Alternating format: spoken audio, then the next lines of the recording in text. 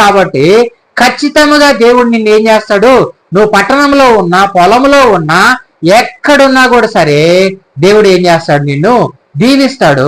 అదే విధముగా నీ గర్భఫలమును నీ భూఫలమును కూడా దేవుడు ఏం చేస్తాడంట, దీవిస్తానని ఈరోజు వాగ్దానం చేస్తూ ఉన్నాడు. అయితే నీకు ఈ వాగ్దానం నువ్వు పొందుకోవాలనంటే దేవుని మాటను నువ్వు ఖచ్చితంగా వినాలి, ఆయన ఆజ్ఞలను పాటించాలి, ఆయన ఆజ్ఞలను కట్టుకుంటూ నువ్వు ముందుకు వెళ్ళాలి. హల్లెలూయా.